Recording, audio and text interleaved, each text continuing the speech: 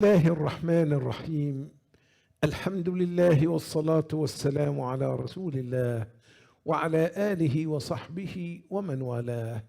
أيها الإخوة والأخوات، سلام الله عليكم ورحمته وبركاته، وحياكم الله جميعا حيثما كنتم، ومرحبا بكم مجددا مع الحلقة السادسة من سلسلة القول السديد في تفسير سورة الحديد، مع قول الله جل جلاله بعد أعوذ بالله من الشيطان الرجيم: اعلموا أنما الحياة الدنيا لعب ولهو وزينة وتفاخر بينكم وتكاثر في الأموال والأولاد كمثل غيث أعجب الكفار نباته ثم يهيج فتراه مصفرا ثم يكون حطاما وفي الآخرة عذاب شديد ومغفرة من الله ورضوان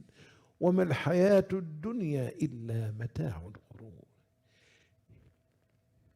إن الله جل جلاله يبين مكانة الدنيا ويحيطنا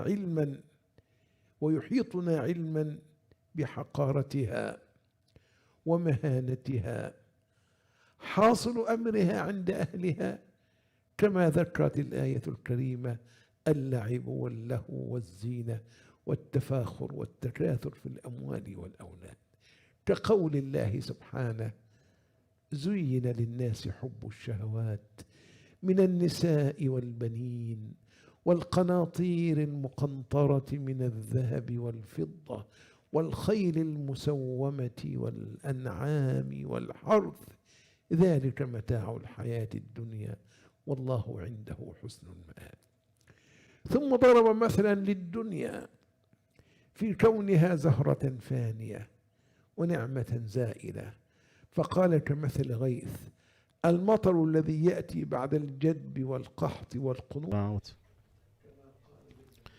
As Allah said, and He's the one that sent the rain after they feel despair. The disbeliever, they enjoy.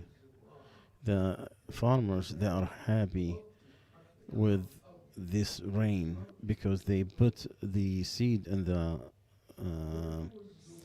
ground and they cover it. The word kuffar, disbelievers, is farmers, applies to farm because it's to cover the truth, to cover something.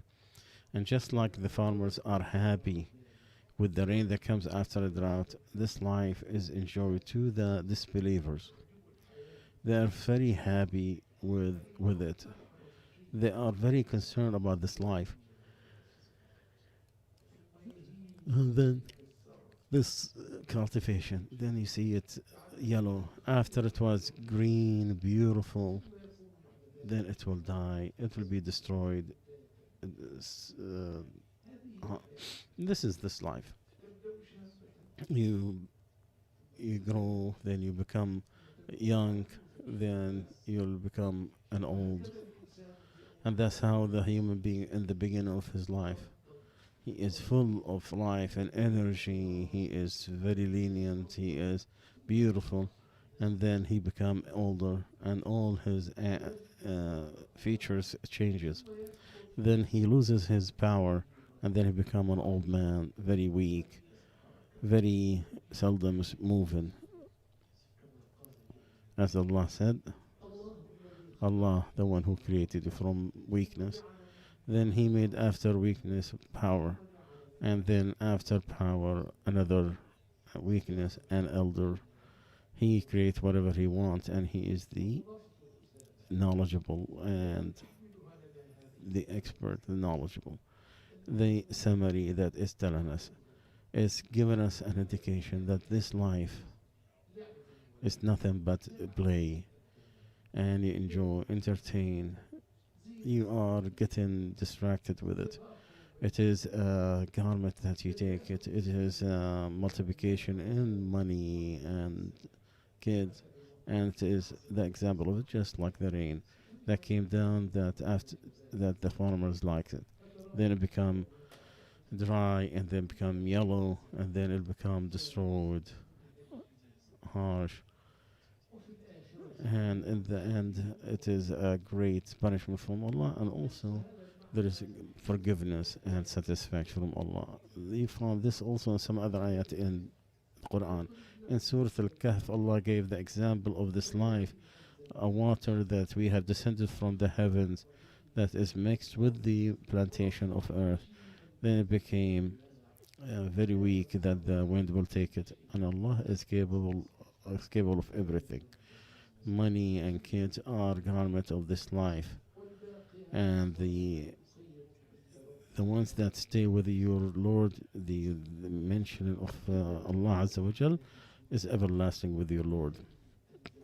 In Surah Yunus, Allah talk about this life is like water that came from the heavens and it mixed with what people eat, and when the land took its garment and its people thought that they are capable of it, then Allah Azza wa Jal came night or day and we made it nothing, as if it was not cultivated yesterday. This is how we give the science for people, so for people who understand and contemplate. When you look at the human standards, you find people life is very beautiful. But when you look into Allah's eyes, into the measurement Allah wants to look, it will be like a toy kids have. It will vanish very quickly.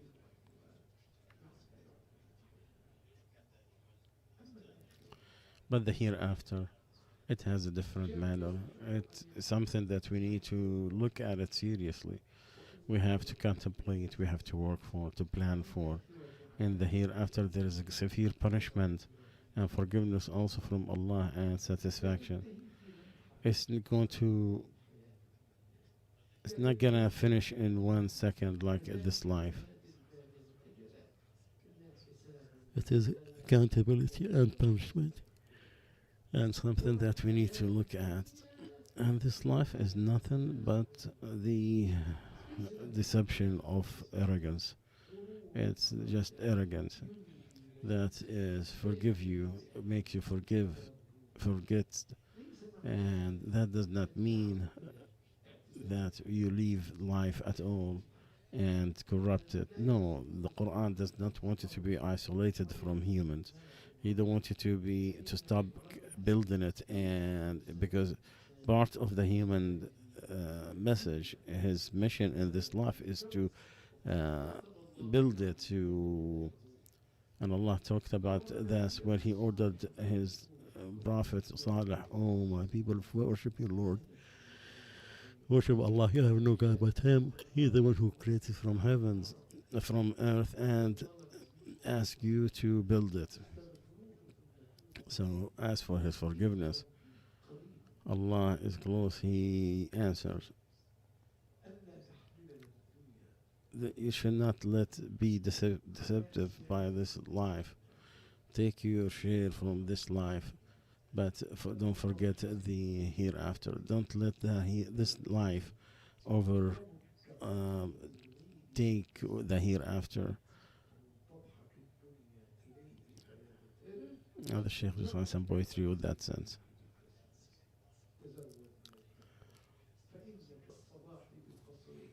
The poetry that the Sheikh is reciting is all about life and how fast it goes. This poetry, the poet is talking about how fast this life is going to vanish, and the hereafter is going to happen. Allah Azza wa Jal glorified the goodness that's in the hereafter. Allah said there is severe punishment, and also there is forgiveness from Allah and satisfaction. And this life is nothing but the enjoyment of deception.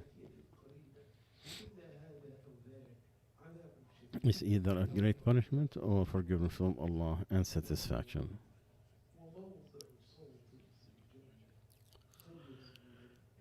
And a place in paradise is better than this life and everything in it. And then Allah said, rush to a forgiveness from your Lord, and paradise that just the width of the heavens and earth It was prepared for those who believe in Allah and His messengers. This is the bounty of Allah. He gives it to whomever He wish. Allah has the great bounty. This is the competition, the truth competition that Allah wants us to race for, that He is calling them to compete, and the real competition that for the goal that is worth it, that you will reach your destination and it will be permanent for you after that. So rush to a forgiveness from your Lord. And heavens, that's like the heavens and earth. It was prepared for those who believed in Allah and His messengers. This is the bounty of Allah. He gives it to whomever He wish. Meaning this is that Allah has prepared to them. The one who is successful is the one with the message, that always deal with this beautiful thing and don't put himself in this life that is so small and short. You have to have a bigger goals, and you have to know that you have a destination that is waiting for him with his Lord. Let him prepare for the question and answer, and to meet his Lord and answer.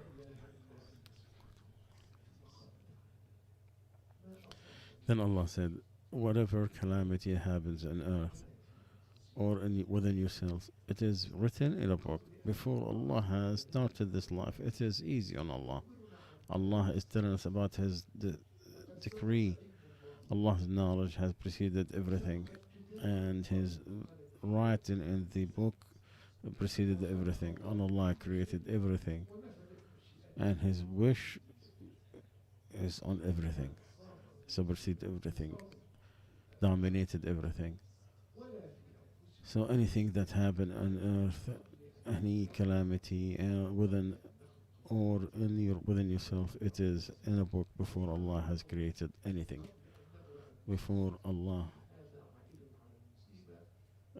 some explain that it is before this even happened, but no, because it is going to the souls from before Allah created everything. Started the creation.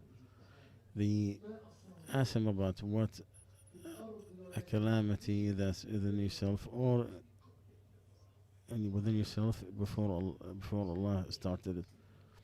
He said, who have doubts about every calamity between heavens and earth in the book of Allah before Allah started the creation? So any drought, any pain that you go through, any diseases, anything that could happen. And it was said that there's no one get a scratch or a pin that pinch you or anything except with a sin, and what Allah forgives is way bigger than that. And this is indicate the level of faith in the destination of Allah. Just like Allah preceded everything in His knowledge, also He preceded everything with His writing of His decree. Don't you know that Allah knows everything in heavens and earth? It is in a book. It is easy on Allah.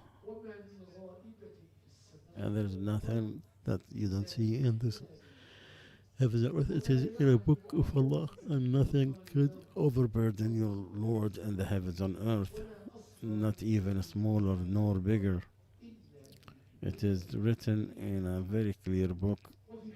And the hadith of Abdullah ibn Amr ibn al-As, I heard the Prophet ﷺ saying, Allah has decreed everything before He created heavens and earth with 50,000 years. And when Suraq ibn Malik came after the Prophet ﷺ, he said, show us your religion. What do we do? From what is already been written and already dried the pens, or from what we are receiving? He said, what it has been, what's the destination already been done? He said, then why we work? He said, he work.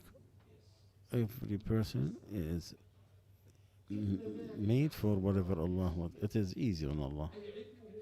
meaning that his knowledge of the things before it happens and his written to it on the matter that's going to happen, it's easy on Allah, because he knows what happened, what's going to happen, and what did not happen, and if it's going to happen, how it's going to happen.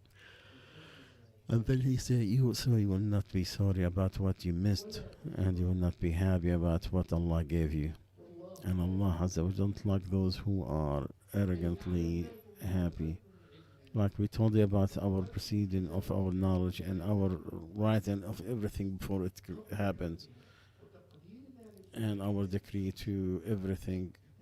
So you know that certainly that whatever you have, it was not going to miss you, and whatever missed you was not going to get you. So do not be sorry about what you missed. Don't be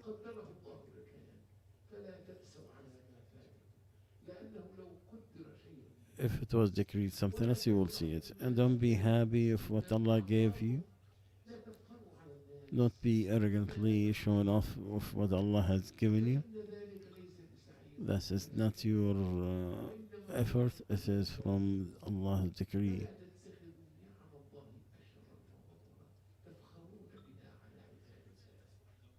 And Allah don't like those who are arrogantly showing off, thinking too much of himself, and he's arrogant on others.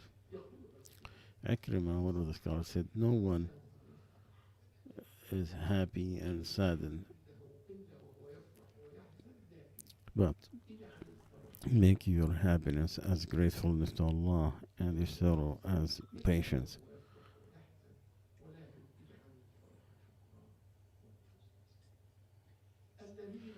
Those who are miser and ask people to be miser like them, and whomever leads Allah is sufficient. They do the sin and they encourage people to it. What is being stingy, or is to hold things from, you should not prevent it from use to stop something is asked why you have it. Something you have and somebody asks part of it. To stop it, this is the miserliness. Just like the person who is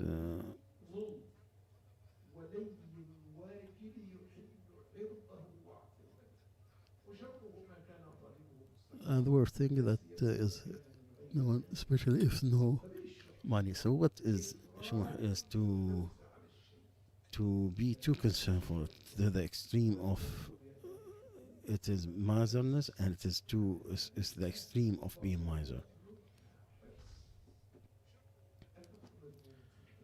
And both of them, they are doomed in that book of Allah. Allah said, don't think those who are miser from what Allah gave them from His bounty that it is better for them. It is worse for them. They will be surrounded of what they have took, and the day of judgment Allah have the inheritance of heavens and earth, and Allah is knowledgeable of what you are doing. And in the supplication of the Prophet ﷺ, in the hadith of Anas ibn Malik, oh Allah, I'm seeking your refuge from the stress and regret, and from being incapable, and from being lazy, and to the end of that hadith, of that dua. So he asked Allah from the being miser. That's one of the issues that he asked for. When the Prophet ﷺ came, he, as Jabir said that, oh, who is your master? He said, Jid, and he's our master, but wouldn't have that character which is being miser.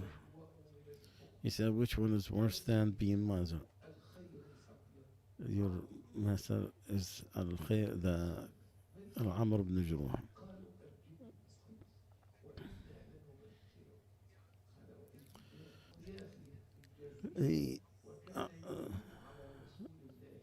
And the person that he suggested, he is the person that used to take care of the feeding of people when he alayhi salatu wasalam get married. And the other side is bima, the opposite to it is being generous. You give generously, you live honorable. And those who are generous are close to Allah, close to paradise, away from the hellfire. The miser is far away from Allah, away from people, away from paradise, and close to hellfire. And he alayhi salatu wasalam was one of the best and given. And the best he is doing in Ramadan when Jibreel meets him.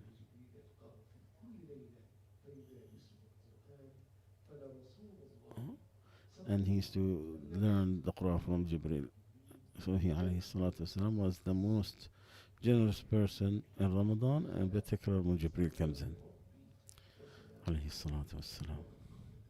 Allah said, and whomever is stop the stinginess of himself, these are the people who are certain. May Allah make us among those. Ameen. الحمد لله وصلى الله وسلم على النبي وعلى اله وصحبه.